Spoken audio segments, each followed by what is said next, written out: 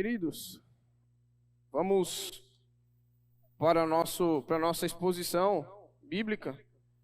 Se você já quiser abrir comigo aí, Atos capítulo 20. Chegamos em Atos capítulo 20. Atos capítulo 20.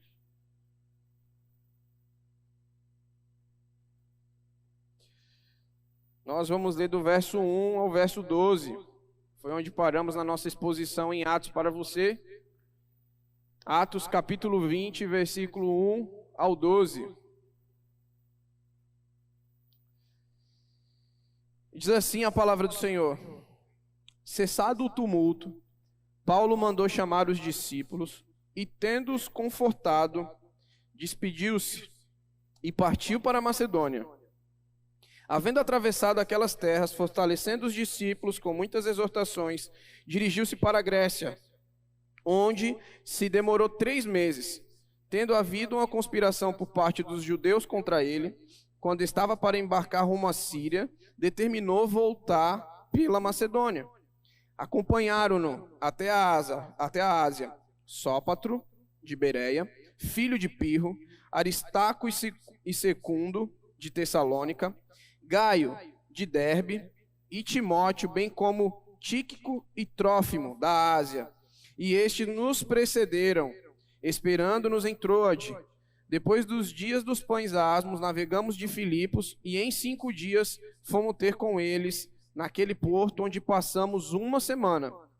No primeiro dia da semana, estando nós reunidos, com o fim de partir o pão, Paulo, que devia seguir viagem no dia imediato, exortava-os e prolongou o discurso até meia-noite. Havia muitas lâmpadas no cenáculo de onde estávamos reunidos.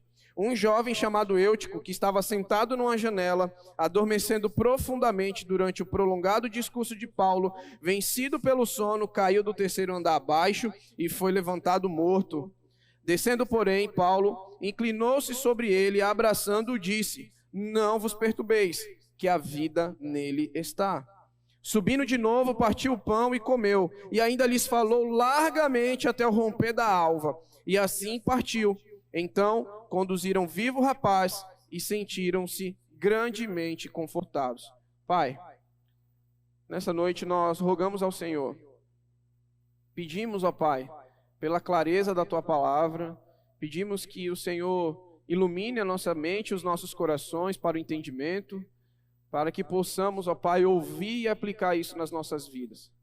Que essa aplicação seja o ponto de transformação das nossas atitudes, a começar em mim, Senhor, e depois nos meus irmãos. Essa é a nossa oração, em nome de Jesus. Amém.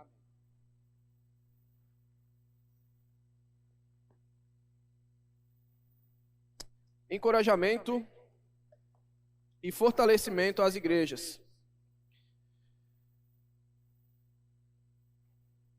No mundo esportivo, a figura do treinador, do técnico, é cada vez mais associada, seja nas vitórias, seja nas derrotas. Ele tem um papel, um treinador, um técnico, de encorajar, exortar, fortalecer, treinar, liderar, animar e confortar, seja um sujeito no individual, em algum esporte individual, ou seja num esporte coletivo. O treinador tem um papel muito importante. Ele tem essa função de trabalhar isso, essa parte, nos seus liderados. Suas palavras e ações são em prol daqueles que estão ao seu redor, daqueles que estão caminhando com ele rumo a um objetivo, caminhando com ele naquela competição, rumo a conquistar algum prêmio. E não diferente os atletas, né? Não diferente dos atletas, o técnico, ele também precisa, ele necessita também de muito preparo, ele necessita de muito estudo, ele necessita de se capacitar para poder exercer aquela função, para poder estar apto para exercer aquilo para o qual ele foi chamado, para aquilo qual ele foi designado, né? Afinal, ele também é um estrategista. Esta pessoa, ela chama para si, para o seu lado, os seus comandados, né? A fim de que escutem aquilo que ele lhe propõe, a estratégia que ele está lhe propondo, o ensinamento que ele está lhe propondo, cobranças, enfim, tudo que é determinado da sua função de um técnico, de um treinador. E aí a gente pega alguns filmes, eu não sei quem aqui lembra de um filme chamado Coach Carter, ou seja, Treinador Carter, Um Treino para a Vida. Quem já assistiu esse filme? Do Samuel L. Jackson, 1999. Se dá numa história onde ele retoma uma antiga escola na Califórnia e ele aceita se tornar treinador de um time de basquete para colocá-lo em forma, para poder retomar ali aos trilhos da vitória, para poder fazer com que aquela escola retorne de novo ao campeonato estadual de basquete. Ele é um cara que tem muita disciplina, ele tem regras duras, e ele consegue ali, no determinado momento do filme, consegue fazer a equipe vencer.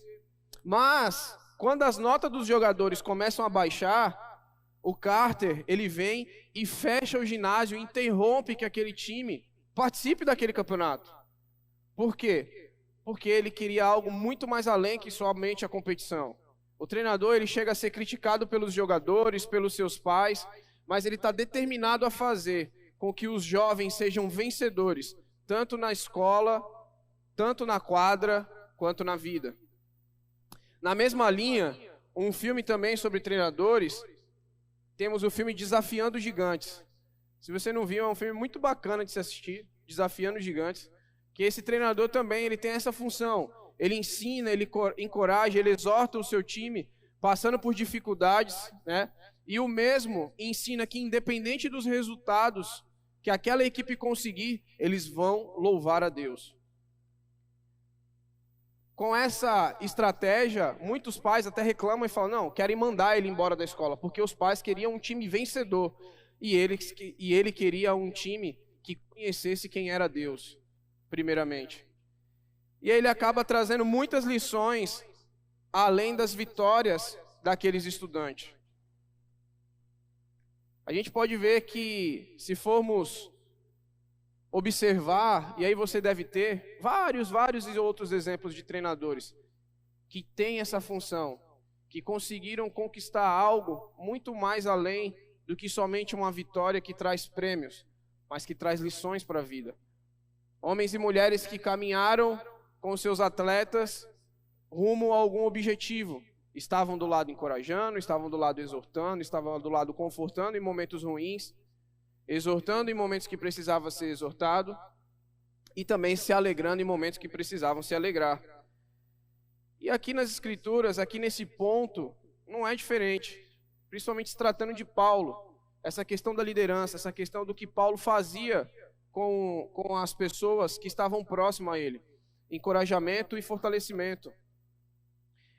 Hoje, nesse texto, a partir desse texto, nós vamos observar como Paulo trabalhou e agiu numa forma e de uma forma que seus liderados fossem encorajados e ao mesmo tempo fortalecidos, mediante as palavras e ações práticas que fizeram a diferença na vida daqueles homens e mulheres que acompanhavam Paulo, na vida daquelas pessoas que tiveram as suas vidas impactadas por algum contato com ele, seja ele passando e abrindo a igreja e depois voltando para fortalecer como ele fez aqui, sejam homens que caminharam com ele. Enquanto um líder que se submete à vontade de Cristo, ou um cristão que se submete à vontade de Cristo, tem o poder, a força de encorajar e de fortalecer pessoas à sua volta. E hoje nós vamos olhar para o texto e ver de que forma Paulo encoraja esses homens. De que forma Paulo encoraja os locais ali onde ele passa. De que forma a vida das pessoas são impactadas com essa presença de Paulo. E aí eu dividi aqui em 3 pontos para a gente poder observar. No primeiro ponto, a gente observa Paulo como líder, encorajador e prudente. Do versículo 1 até o versículo 3. No segundo ponto, Paulo mostra Paulo que Paulo não era um líder de carreira solo. O versículo 4 ao versículo 6. E por último, a gente vê que em Paulo, um líder que demonstrava o poder de Cristo em sua vida através de suas ações e das suas palavras. Esses 3 pontos nós vamos observar aqui no texto hoje e trazer as aplicações para nós.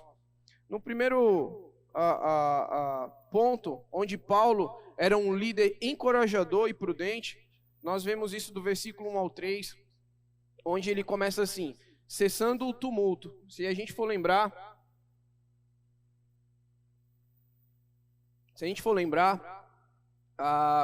como que nós terminamos a exposição da semana passada? Paulo estava passando por um tumulto ali em Éfeso, uma grande confusão gerada ali pelos adoradores de Diana, né, causada por Demétrio, e após toda aquela confusão, todo aquele contexto, e depois do escrevente da cidade ali dispersar aquela multidão que estava alvoroçada, querendo pegar Paulo, vamos dizer assim, querendo que fizessem algo contra Paulo, Lucas aqui relata o seguinte: cessando o tumulto. Ou seja, passado aquela confusão, passado aquele tumulto que nós vimos na semana passada, Paulo manda chamar os discípulos a fim de quê? De encorajá-los. Aqui na minha versão tem "e tendo-os confortado". Tem outras versões que tem "encorajá-los". A palavra aqui, encorajá-los, é uma derivação do termo grego parakaleo, tá? Que significa, literalmente, chamar junto, chamar alguém para o seu lado, a fim de exortar, confortar, encorajar e dar ânimo.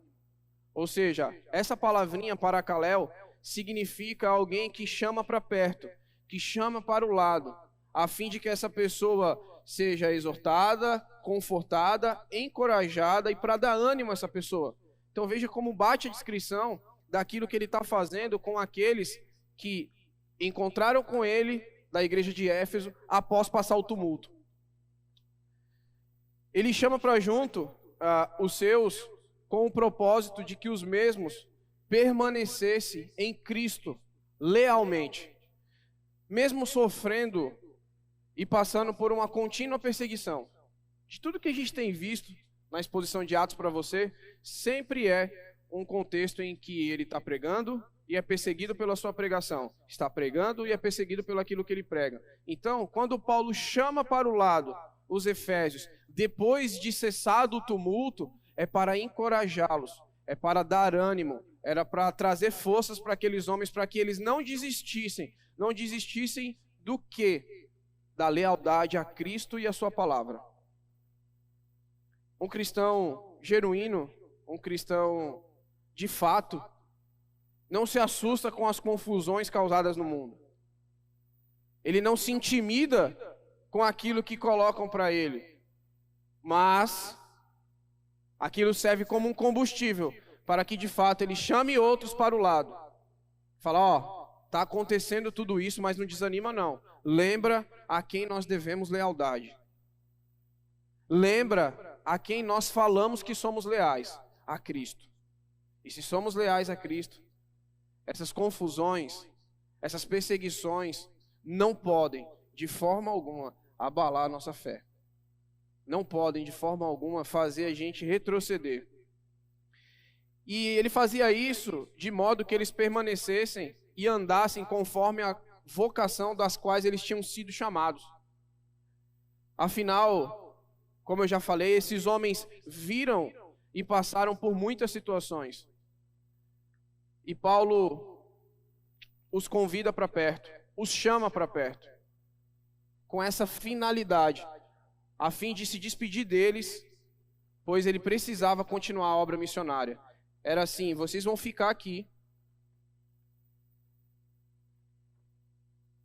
não se assusta com o que Demétrio e os outros ourives fizeram, se mantenham firmes no propósito de pregação da palavra, de pregação do evangelho, porque eu preciso partir e ir para outros locais a fim de continuar a obra que Deus colocou no meu coração. E aí, após se despedir dos irmãos de Éfeso, ele parte para Macedônia. Ele viaja pela uma região chamada Ilírico, como relata em Romanos 15, 19, a fim de encorajar, fortalecer e coletar as ofertas nas igrejas de Filipe, Tessalônica e Bereia, para que levasse para a Judéia, para os irmãos mais humildes da Judéia. Ele não tinha perdido ainda esse objetivo dele, de coletar as ofertas para levar para a igreja, para os irmãos mais humildes de Bereia. E ele iria se encontrar com Timóteo e Erasto, o qual havia já enviado com antecedência, como a gente viu no capítulo 19, versículo 22, na semana passada. E passado por lá, por essa região, ele chega na província da Grécia, da Acaia, e foi dali onde ele escreve a Epístola de Romanos, porque ele teve que ficar ali em Corinto 3 meses. Provavelmente por causa do inverno, não se navegava no inverno, tá bom? Tinha que esperar chegar a primavera, porque as condições de navegação no inverno eram muito precárias, não tinha condições de haver navegação no inverno, por isso ele permanece em Corinto por 3 meses. Olha que interessante, poderia ser as férias de 3 meses, né? Estacionou ali em Corinto, falou, tá ruim mesmo no inverno para navegação, o que eu faço? Era uma cidade portuária, vou na praia, vou comprar uns negócios para mim, vou descansar um pouco dessa viagem. Não, ele escreve a carta aos Romanos. Paulo está sempre trabalhando em prol do reino. Está sempre trabalhando em prol do reino, seja em qual circunstância for, seja em qual situação for. Todo e qualquer momento, Paulo via uma oportunidade para poder estar exercendo a sua vocação, aquilo que ele foi chamado. E aqui não foi diferente.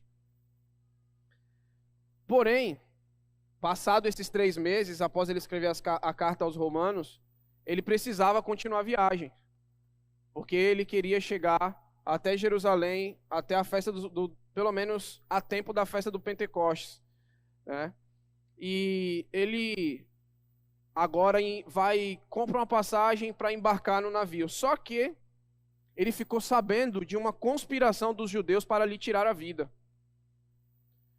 Paulo provavelmente pretendia embarcar no navio de peregrinos que estava justamente levando os judeus da Acaia e da Ásia para a comemoração da Páscoa. E com o navio lotado de judeus, e que já tinha escutado falar sobre Paulo, e que era contra a sua pregação, contra aquilo que Paulo vinha fazendo, porque se a gente for olhar as nossas exposições, quando Paulo chegava numa cidade, para onde que ele ia? Para uma sinagoga. Ele ia pregar nas sinagogas. Então, muitos judeus estavam enfurecidos com Paulo, estavam bravos com ele, e ele ouviu uma conspiração para matá-lo.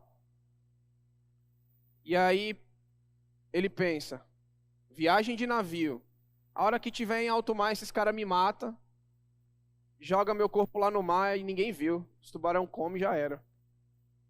Aí falou, não. Paulo era prudente e ensinava essa prudência. Ao sentir o perigo da vida dele e daquele que estava com ele, ele muda a sua estratégia. Por isso que a gente pega como trecho, como tema nesse primeiro ponto, um líder que encoraja e um líder que é prudente. Um cristão verdadeiro, quando ele está liderando, ou ele seja líder de uma igreja, seja líder de uma pessoa só, na questão do discipulado, ele chama essa pessoa para o lado para caminhar com ele. Nós vimos isso hoje na nossa aula na EBD. A gente tá na parte de discipulado. E o que ele faz? Ele encoraja, ele exorta, ele conforta aqueles que estão à sua volta. Mesmo depois de um tumulto, ele não se abate e não deixa de cumprir os seus propósitos, que é evangelizar e fazer discípulos. Fazer a mesma pergunta que eu fiz hoje de manhã. Quem vocês estão discipulando? Porque se vocês pegarem todo o ponto do que Paulo está fazendo, ele está cumprindo a grande comissão que Jesus havia ordenado. Ide por todo mundo, pregai o evangelho a toda criatura e fazei discípulos de todas as nações, batizando-os em nome do Pai, do Filho e do Espírito Santo. É uma pergunta que traz para nós, porque às vezes a palavra líder pode falar bem assim, poxa, eu não sou líder, então eu estou isento disso. Não, mas um cristão que se diz realmente salvo por Cristo, essa é nossa obrigação como cristão. Cumprir a grande comissão, cumprir esse mandamento. Quem de nós aqui, quem vocês têm chamado para o lado? Quem está sendo discipulado por vocês? Quem são as pessoas que vocês têm confortado, exortado, consolado, ensinado, treinado, para que dê esse prosseguimento na grande comissão? A gente precisa entender essas questões na nossa vida prática. Era isso, evangelizar e fazer discípulos, que estava na cabeça de Paulo.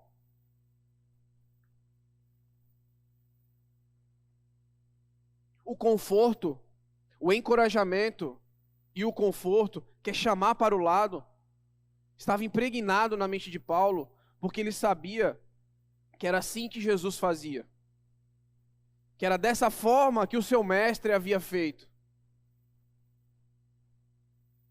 E por que nós hoje em dia não fazemos? Muitas vezes estamos delegando. Essa questão de pregar ou essa questão de evangelizar é com a equipe de missões. Isso aí é com a Bruna. A Bruna que se vira aí para poder arrumar uma equipe de evangelismo e evangelizar o povo. E essa parte do discipulado é com os pastores e os ministros. Essa parte de chamar para o lado, de discipular pessoas, de fazer a grande comissão acontecer de uma forma bíblica, é nossa. É de todos nós. De chamar para o lado, de caminhar, é nossa. E não era um simples encorajamento que Paulo fazia para falar acerca assim, olha, vocês são bons, tá? Não esqueçam. Vocês, Efésios, vocês são bons. Nunca esqueçam disso. Não. Paulo chamou para o lado. Paulo o chama aquelas pessoas perto de si para lembrar qual era a função deles. Meus irmãos, qual é a sua função no reino? Você já se perguntou isso? Qual é a sua função no reino de Cristo? Se não, se pergunta no seu coração nessa noite. Qual é a minha função no reino de Cristo? O que eu preciso relembrar todos os dias?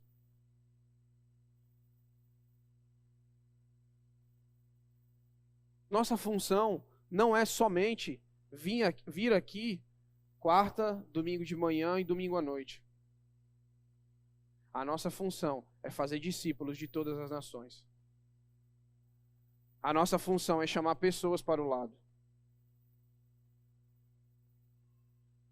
Paulo também vai nos ensinar acerca da prudência em situações difíceis. Se no capítulo anterior, os amigos de Paulo ajudaram ele para que ele não fosse se intrometer lá no tumulto, aqui ele ensina como proteger a sua própria vida e a vida daqueles que estavam acompanhando. Em meio a perigos de morte, de dificuldades, Paulo não ensina a parar. É melhor a gente parar, a confusão está se levantando demais, eu já tomei umas pancadas ali em Tessalônica, eu fui preso ali em Filipos,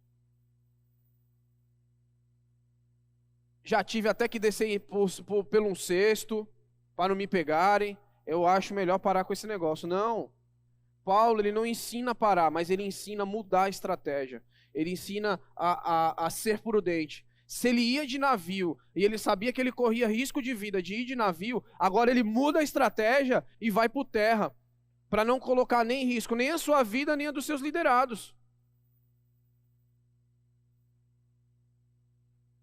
Um líder ou um cristão verdadeiro, ele é prudente, ele calcula, ele olha todas as situações, ele não coloca nem ele mesmo, E nem aqueles que estão caminhando com ele em situações perigosas, em situações de risco. Não se põe em risco desnecessariamente. Ele sabia que queriam matá-lo. Ele não usou um jargão gospel. Mas Deus está comigo. Quero ver quem vai tocar em mim. Não. Ele nos ensina a prudência aqui. Se eu sei que ali é perigoso, se eu sei que determinado local, determinada situação vai me fazer morrer, no caso dele era vida, era morte física. No nosso caso, se você sabe que um local, que uma determinada escolha vai te levar para uma morte espiritual, você deve mudar a estratégia e deve sair daquele local, seja qual for.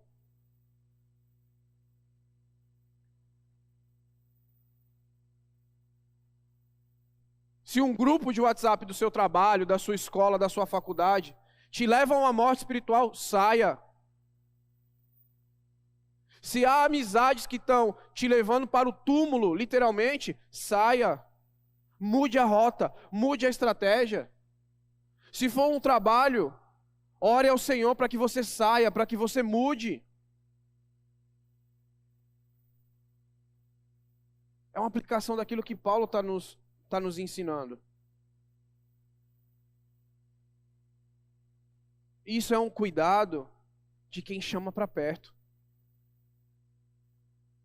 Quando você recebe pessoas que vão conversar com vocês, eu sei que pessoas não conversam só com a gente, comigo, com Alan, com Wesley.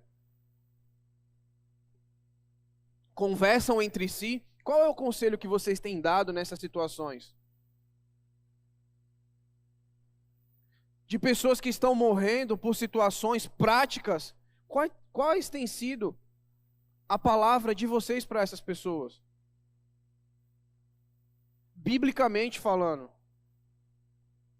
Ou essas pessoas nem conversam com você acerca dessas questões espirituais, porque não vê em você alguém com seriedade no evangelho suficiente para poder conversar sobre isso com você.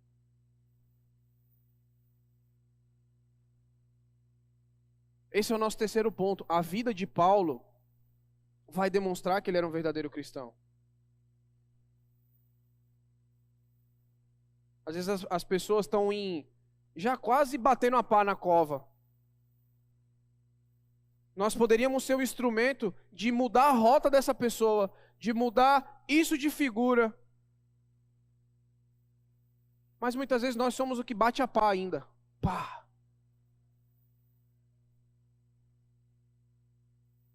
Nós precisamos ser prudentes. E nós precisamos livrar um ao outro aqui desse tipo de situação. No segundo ponto, e isso está atrelado, Paulo não era um líder de carreira solo. Se vocês derem uma olhada no versículo 4 a 6, vai dizer o seguinte: acompanharam-no até a Ásia, aí ele dá uma lista de homens, e estes nos precederam, esperando-nos em Troade. Depois dos dias dos pães asmos, navegamos de Filipos em 5 dias, e fomos ter com eles naquele porto, onde passamos uma semana. Paulo não era um líder de carreira solo. Paulo não era um cristão de carreira solo. Lucas vai fazer questão de mostrar nessa narrativa quem acompanhava Paulo. Paulo não meteu a roupa ali do melhor vingador que tem, que é o Homem de Ferro, e saiu: agora eu evangelizo sozinho, é tudo meu. Eu não preciso de ninguém. Nenhuma pessoa aqui agora precisa fazer mais nada porque eu vou fazer tudo. Muito pelo contrário. Lucas, em Atos, sempre vai fazer questão de relatar que Paulo está acompanhado, que Paulo tem pessoas que estão caminhando com ele. Um líder, um cristão, não é um líder cristão de carreira solo. Veja, ele nunca estava sozinho em suas viagens e no ministério que Deus o chamara. No momento foi Barnabé, em outro foi Silas, depois Timóteo e o próprio Lucas, né? E agora na última viagem, que relata e faz questão de fornecer uma lista de homens com as suas respectivas cidades.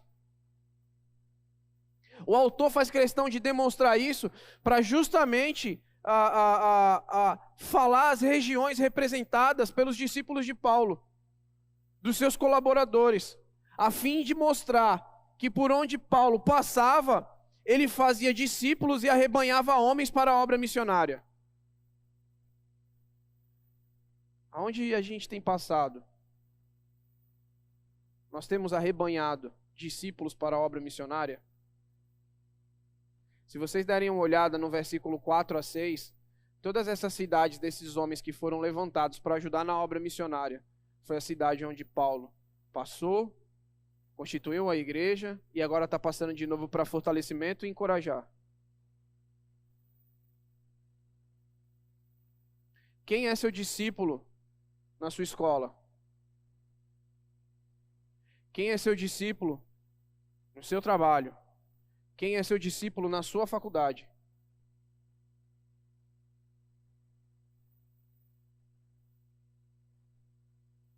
Claramente, Lucas está fazendo essa demonstração dos locais, não é só porque eram locais onde os homens estavam colhendo as ofertas para poder levar para a Judéia, mas para mostrar que onde Paulo passava, ele arrebanhava homens para a obra missionária, ele impactava a vida de homens.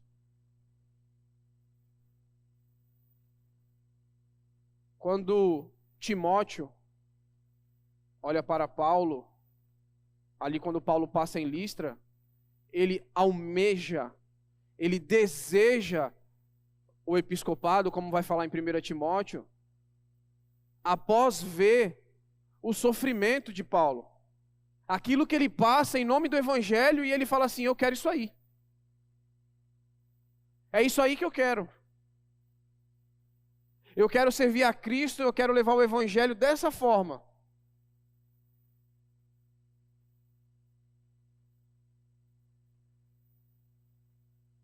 Quem nós temos arrebanhado para a obra missionária? Quando a gente vê esses companheiros citados, podemos pensar juntamente, né, no detalhe, no testemunho dado por eles. Um testemunho de união, de crescimento e de catolicidade da igreja. Mostrando que a igreja de Cristo é universal, é de todos os povos. Várias regiões.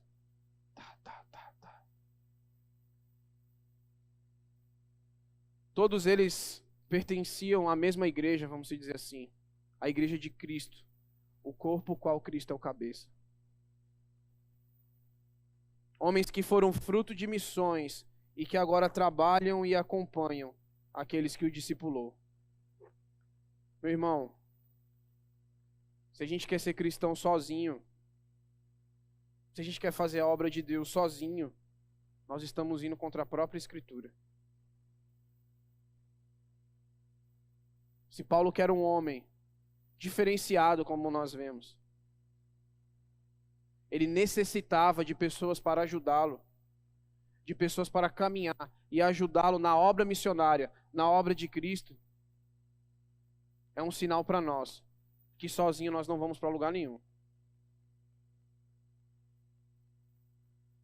Nós não andamos, nós não caminhamos, o Evangelho não caminha, porque ele sabia que ele não podia estar em todos os lugares ao mesmo tempo. E sempre quando fala essa parte de ir de outras regiões, a gente sempre pensa no deslocamento físico, no deslocamento para outros locais. Primeiramente estou falando de coisas básicas, como aqui na nossa região, como aqui na nossa cidade, como aqui na nossa igreja. Esse encorajamento, esse fortalecimento mútuo não vai acontecer se você é um lobo solitário. No Evangelho não existe lobo solitário. Não é lugar para isolamento. O lobo solitário, geralmente, ele é vaidoso. Ele não quer andar com ninguém. Ele não quer ter ninguém ao seu lado. E o Evangelho não é feito para lobos solitários. Paulo leva consigo amigos convertidos e leais ao Evangelho e com ele, demonstrando que o reino de Deus é lugar de união, trabalho em equipe e fortalecimento mútuo.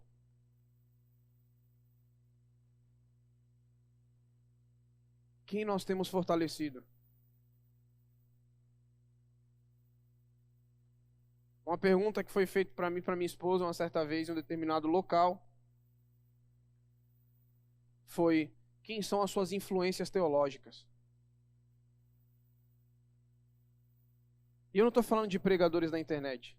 A gente achava que era, quando a gente respondeu isso.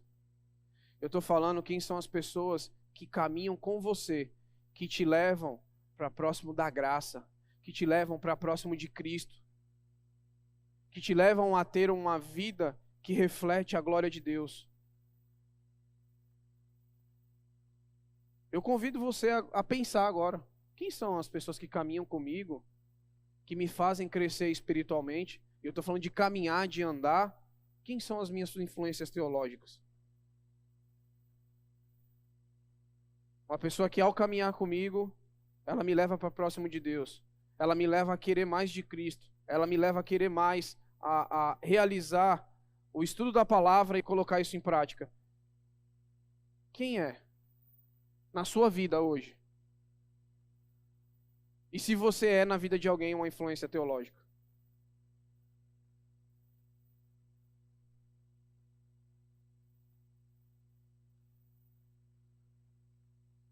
Lobos solitários não refletem o verdadeiro evangelho. Cristo mostra isso ao escolher 12 para caminhar com ele. Se tinha alguém que podia fazer tudo sozinho, era Jesus, mas ele não queria deixar esse princípio. Pelo contrário, ele escolhe os 12 para mostrar justamente isso, a mutualidade. Para mostrar que pessoas trabalham em conjunto, para que o reino cresça, para que o reino expanda.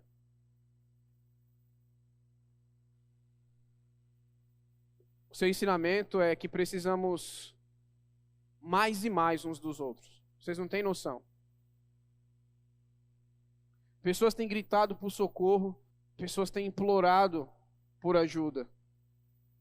Aqui dentro. Como que nós estamos com isso?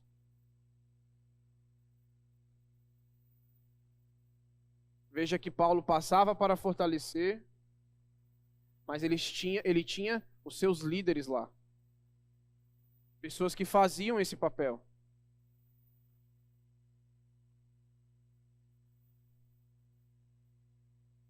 Paulo sempre vai falar da mutualidade do corpo, da cooperação conjunta dos salvos em Cristo, a fim de que o evangelho seja propagado, a fim de que pessoas sejam encorajadas e fortalecidas.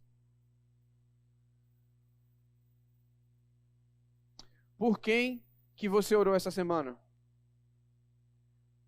Tirando do seu ciclo de amigos, para quem que você mandou mensagem perguntando como que estava? Quem que você encorajou e fortaleceu essa semana?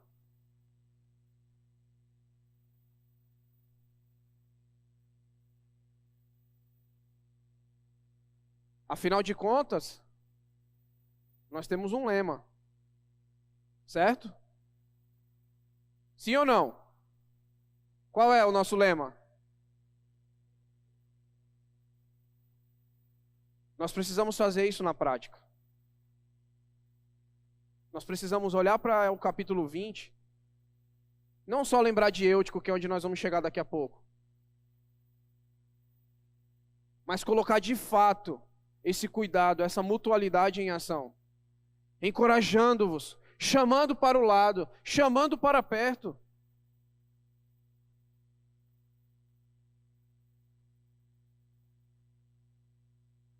A fim de que o evangelho seja propagado. Não tem como. Não tem como. Quando a gente chama para o lado, quando as escrituras é o nosso carro-chefe, para que a gente ensine a outros, a gente encoraje a outros, a gente fortaleça a outros, o evangelho vai fazer assim, ó. Puf.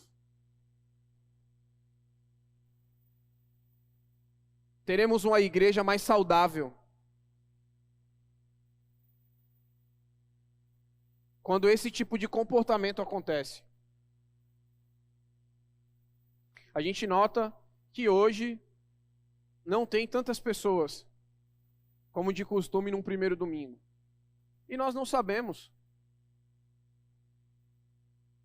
Mas se a gente pegar, após aqui, e fazer um mapeamento assim, cada um colocar assim, vou colocar 5 na minha cabeça de que eu não lembro que estava no culto e vou perguntar, está tudo bem? Eu senti sua falta no culto hoje, aconteceu alguma coisa? Eu posso te ajudar em algo? Todos nós que estamos aqui, alcançou todo mundo e eu acredito até que sobra.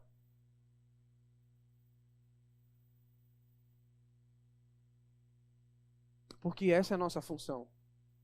Encorajar e fortalecer. Encorajar e fortalecer. E como igreja, juntos, na mutualidade, nós vamos caminhando. Nós vamos andando. Cumprindo realmente de fato o nosso slogan, a igreja que cuida de gente, e cumprindo de fato, principalmente, o evangelho de Cristo Jesus que ele nos ensinou.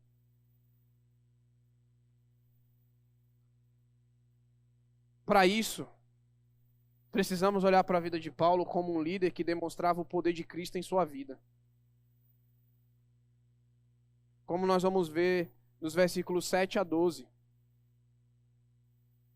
Quando Paulo chega em Troade com Lucas e encontra com os outros, após ele ficar em Filipos uma semana,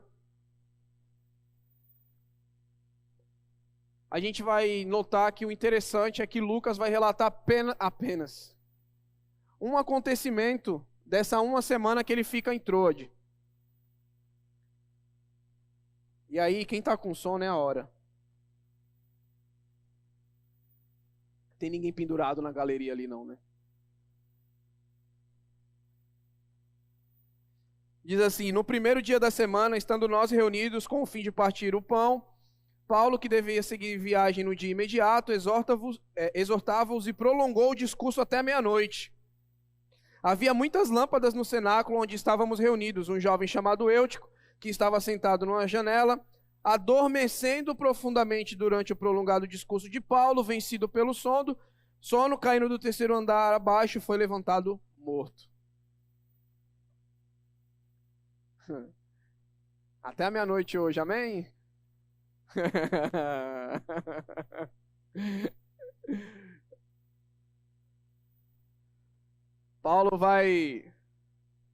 Lucas vai mostrar o quão o poder de Cristo atuava em Paulo aqui nesse trecho, seja em palavra e seja em ações. O mesmo relata que aqueles homens estavam reunidos no primeiro dia da semana para partir o pão, um domingo, que após a ressurreição de Cristo, ficou estabelecido e conhecido como o dia do Senhor, o dia da ressurreição de Cristo.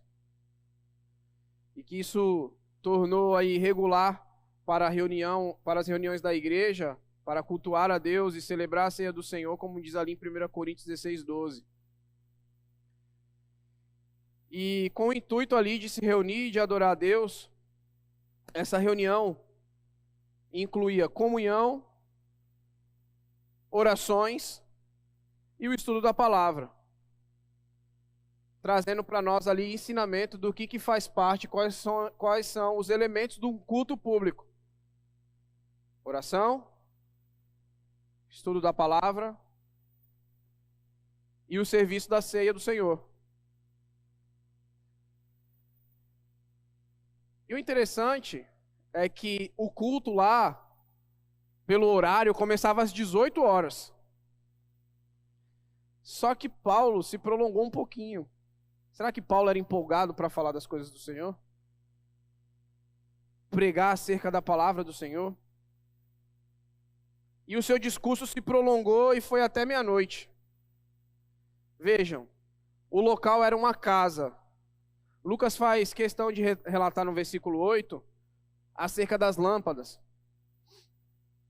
O que acontece? Não era um local muito grande, estava quente, e essas lâmpadas, provavelmente por causa do óleo que era usado para mantê-las acesas, isso, além de deixar o local mais quente, afetava ali os olhos. Eu não sei se vocês já tiveram a oportunidade de passar num contexto de sítio, e lá na nossa terra, chama-se candeeiro. E o candeeiro é com querosene. E, gente, aquilo sai uma fumaça preta. É sério. Que arde as vistas. Ele mata mosquitos, a sua visão, você, tudo. Porque não existia no sítio a luz elétrica, então era a base do candeeiro. E era alimentado com querosene. E era uma fumaça preta. Se alguém... Eu vejo que às vezes a galera, olha, o meu cabelo não pode chover porque eu acabei de sair do salão. O seu cabelo, querida irmã, ficaria com cheiro de querosene em umas semanas. Que até sair aquela impregnação daquilo ali era osso. E realmente, pela ardência nos olhos, aquilo dava sono. E aqui fala que é uma ação contínua após o discurso prolongado. Então, ou seja, aquela pessoa que estava pescando assim, ó. Era assim que Eutico estava fazendo. Ele não consegue segurar e ele cai. Então imagina o clima quente em Trode, porque era frio, né? Unido isso com o óleo que era usado nas lâmpadas, o sono era certo. Tem alguma lâmpada aqui de óleo? Não, né? Não tem ninguém dormindo aí não, né? E aqui descreve como jovem, né? Mas alguns comentaristas dizem que a idade de Eutico, eles divergem, mas a maioria diz que era entre 8 e 14 anos de idade. Como diz na nossa terra, menino malino, né? Calor, você não sabe o que é malino não, né? Depois eu te explico. Menino malino. Menino senta na janela. Não está só satisfeito em ficar perto da janela.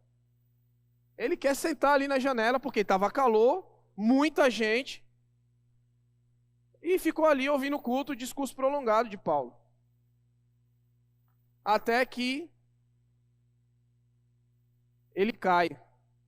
E diz a minha mãe que o sono é ladrão. Quem já ouviu essa expressão? Meu filho, o sono é ladrão, hein? Quando veio, roubou e já foi. Ele tinha essa idade, provavelmente esse jovem, esse pré-adolescente que dormiu, ele estava com os pais dele acompanhado, porque não era costume de nessa idade eles irem sozinhos para cultos. Ou seja, alguém dormiu também. E a gente pergunta, onde que estariam esses pais? Será que dormindo também? Provável que sim. Alguém disse certa vez que pais que dormem enquanto os filhos são pequenos vão ficar acordados enquanto eles forem grandes. Pais que dormem enquanto os filhos são pequenos vão ficar acordados quando eles forem grandes. O rapaz caiu morto, literalmente.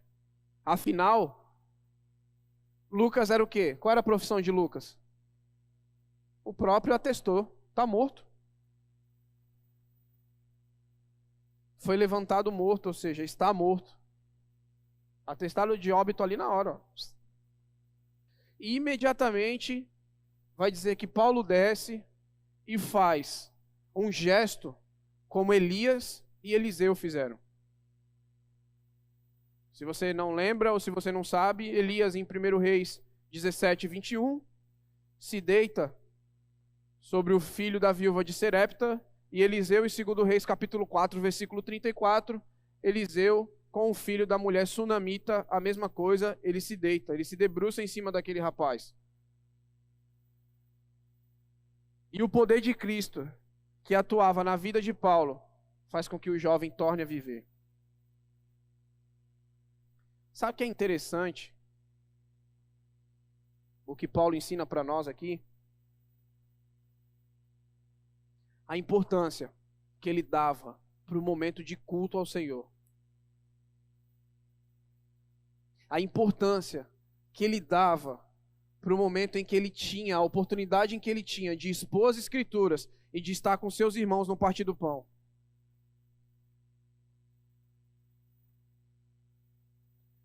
Porque ele não perde o foco. É mais ou menos como ele se deitasse sobre Eutico. A partir da sua vida, Cristo traz a vida de volta àquele jovem rapaz, e o que ele faz imediatamente? Ele não fica, você está bem? Nossa, e agora, gente, precisamos interrompemos nossa programação para atender o jovem que caiu da janela. Ele sabia e ele confiava em quem havia ressuscitado aquele rapaz. E imediatamente, o que ele fala? Ele sobe novamente para dar continuidade no culto. É claro isso. O texto é óbvio. Ninguém falou, Paulo, tá vendo, mano? Você falou demais. Você quase mata o cara. O cara caiu da janela. Se fosse Pedro, eu imagino que seria assim. Bora, tá vivo aí? Bora, todo mundo. Acabou a festa. Vamos. Paulo, ao ver que o rapaz está vivo, ele sobe imediatamente e continua fazendo aquilo para que ele foi chamado. A exposição das Escrituras e a ceia do Senhor, que representava a comunhão entre os irmãos. Mostrando para aquele povo de Troade a importância de cultuar ao Deus vivo, que ressuscita mortos, que ressuscita dos mortos para nos dar a vida.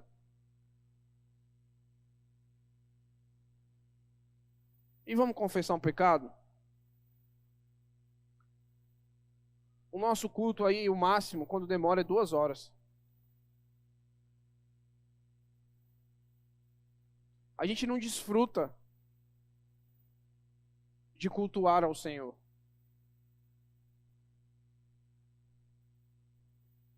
A forma como o texto bizantino, uma das formas escritas do texto em grego vai esclarecer, é que o culto era mais ou menos como se fosse, vamos dizer assim, interativo, né? Paulo expunha as Escrituras, eles perguntavam, indagavam, Paulo respondia, eles perguntavam novamente, e era esse o formato de culto.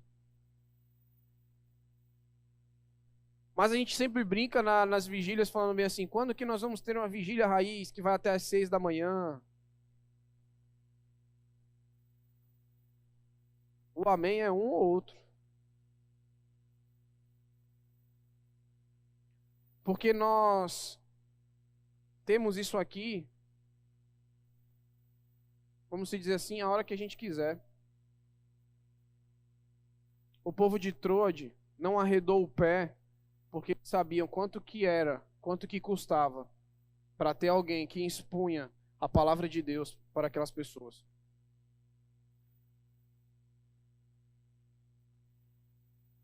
E Paulo não fez da ressurreição de Eutico um teatro. Pelo contrário, ele foi para aquilo que era mais importante: continuar pregando a palavra.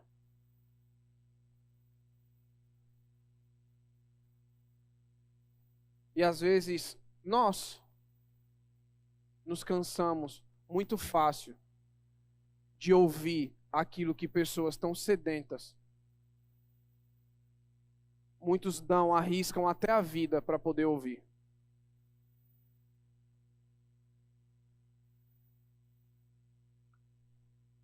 Nós somos facilmente roubados, não só pelo sono, mas somos facilmente roubados pelo aquilo que está lá fora, que nos atrai muito mais do que está aqui dentro. Quer ver uma coisa? Foi no estádio de futebol, já. Rapidinho. Sinceridade comigo, hein, galera? Quem já dormiu no jogo?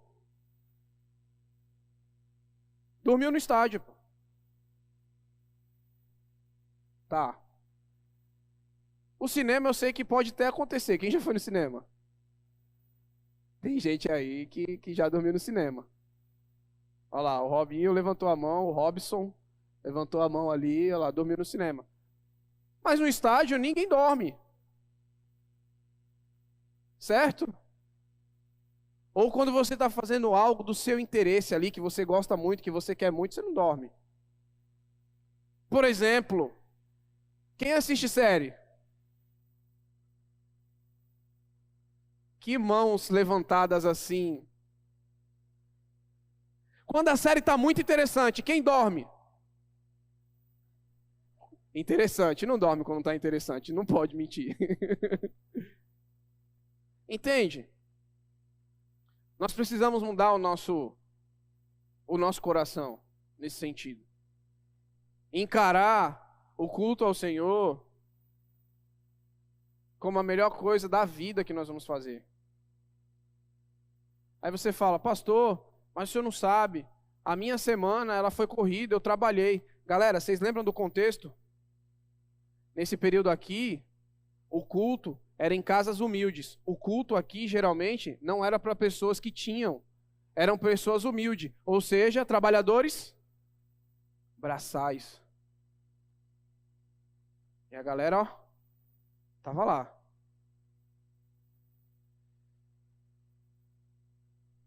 Paulo mostra demais a importância do culto. Nós não vamos conseguir demonstrar esse poder através das nossas vidas enquanto o culto na nossa casa e aqui não forem o mais importante. Porque a gente sabe que o culto ele não começa aqui ao Senhor. Ele começa no nosso lar. Enquanto o culto a Cristo, com a nossa vida, com as nossas forças, não for o elemento mais importante, nós vamos continuar caindo da janela.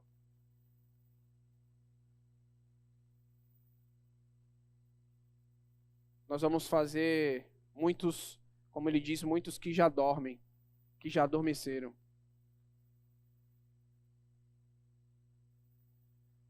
Caminhando, para a gente concluir, a continuação da viagem, após a passagem por Éfeso, mostrou um líder que refletia Cristo.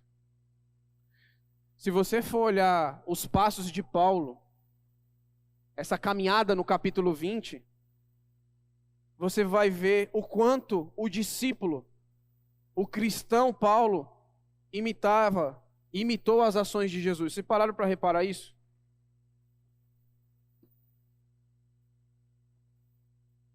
Jesus encorajava seus discípulos, Paulo fez a mesma coisa. Ao saber de uma conspiração, de uma confusão, Jesus se retira daquele lugar em Mateus capítulo 12, versículo 14 e 15. Paulo faz a mesma coisa ao fugir de pegar o navio. Jesus faz discípulos, Paulo também. Jesus prega para multidões, Paulo faz a mesma coisa em Troade, ali naquele cenáculo. Jesus ressuscita Lázaro, Talita. Paulo, através do poder do próprio Cristo, faz o mesmo com Eutico. Existe uma expressão chamada imitatio Christi, que é a imitação de Jesus na vida discipular, na nossa vida. Paulo imitava o seu treinador à risca. Fazia o que o seu mestre fazia à risca. Nós precisamos agir como um verdadeiro discípulo de Jesus. Real, fiel. Paulo não era só eloquente. Ele demonstrava Jesus através da sua vida. Ele demonstrava Cristo, ele demonstrava que de fato quem tinha transformado ele. Note que Lucas faz da ressurreição de Eutico apenas um detalhe. Muito importante, mas um detalhe dentro daquilo que estava ocorrendo, que é o que nós vamos fazer daqui a pouco. Perceberam isso? Porque após ressuscitar Eutico, vai falar que ele o quê? Sobe para partir o pão. Fazer o momento de comunhão. Estar em comunhão com aquelas pessoas. Fazer o que o seu mestre fez, fazer o que o seu mestre ensinou. Quando o chamou no caminho de Damasco. O que nós estamos fazendo desde o dia que nós somos chamados? Desde o dia da sua conversão, quando você teve um encontro com Cristo verdadeiramente falando, o que você tem feito pelo Evangelho? Qual tem sido a sua atitude na imitação de Cristo?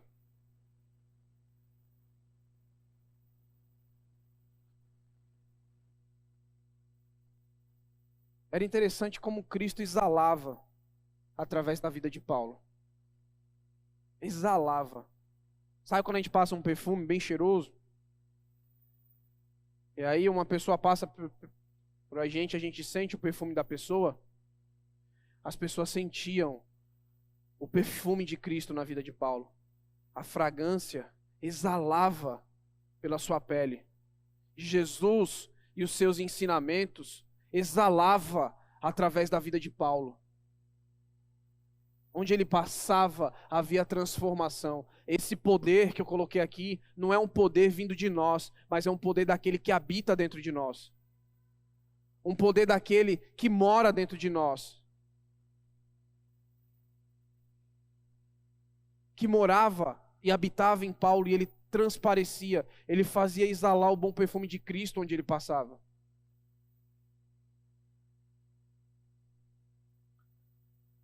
O que isso tem a ver conosco, como a gente aplica isso na nossa vida. E aí a gente precisa fazer algumas perguntas para nós mesmos. A gente responder. Que tipo de discípulo de Cristo nós temos sido? Qual tipo de discípulo de Jesus? Que tipo de discípulo eu e você nós temos sido? Será que ao fazer uma leitura da nossa caminhada até aqui, nossas ações e palavras vão parecer com a do Mestre?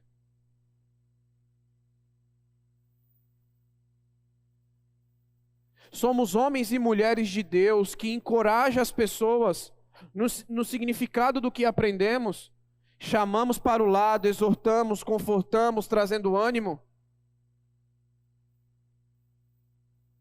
A vida de Cristo em mim tem me tornado um cristão mais prudente e entendido e me feito entender que eu preciso dos outros? Ou tenho deixado o egoísmo solitário tomar as minhas ações na vida da igreja? Na vida como igreja? E qual é o poder de Deus que as pessoas veem na minha vida? Qual a ação prática que me identifica, que nos identifica como um cristão genuíno?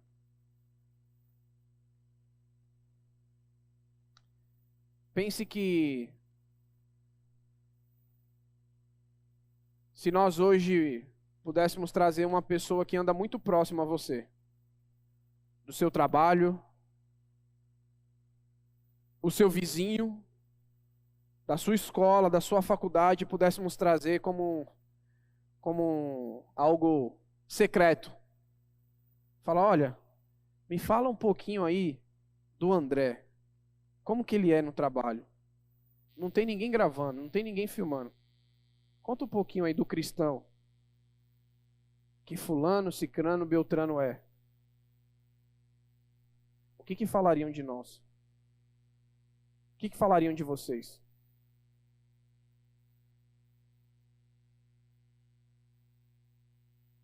Às vezes a gente se apega, nesse texto, principalmente num sono de Eutico e muito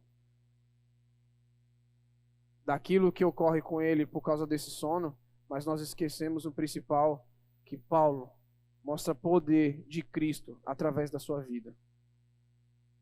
Se nós vamos ressuscitar, eu não sei. A não ser que Deus queira nos usar para que isso seja feito. Eu costumo dizer que eu não coloco Deus numa caixinha, mas nós temos muitas outras formas de demonstrar o poder de Deus através da nossa vida. Muitas outras formas. Precisamos responder: por que não discipulamos ninguém? Por que não chamamos as pessoas para o lado? Por que não caminhamos com alguém? Ou por que pessoas não caminham conosco? Prática. Ações práticas. Não falamos nada mirabolante, nada fora da curva aqui. Falamos simples e exclusivamente de ações práticas de um evangelho genuíno e verdadeiro, vivido, ou que poderia e que precisaria ser vivido através das nossas vidas.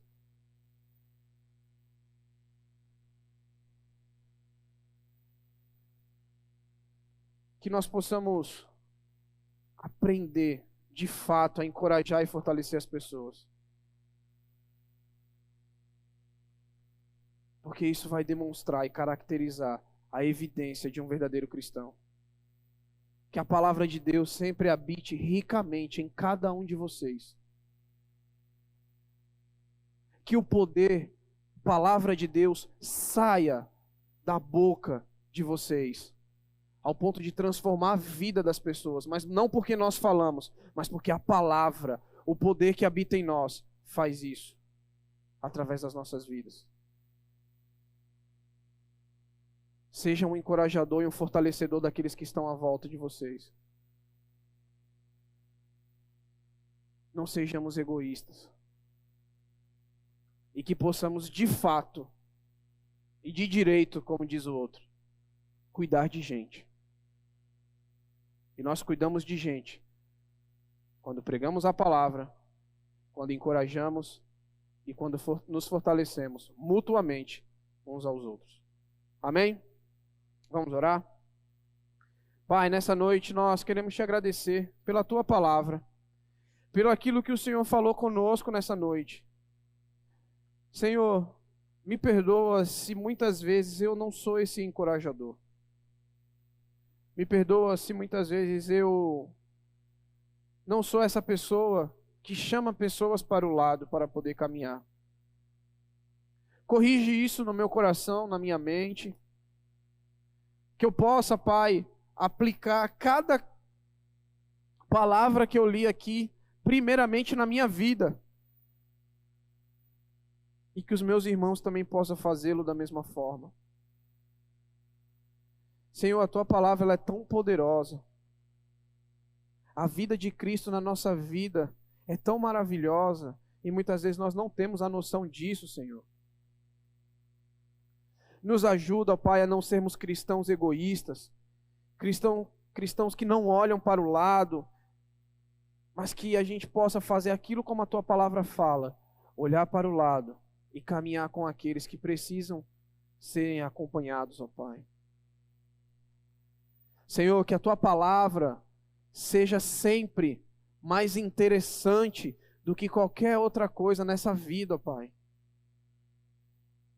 Que o culto ao Senhor seja mais importante e mais interessante na nossa vida do que qualquer outra coisa, Pai. E que possamos estar atentos às tuas palavras. Cuida de nós, Senhor. Cobre-nos com teu sangue.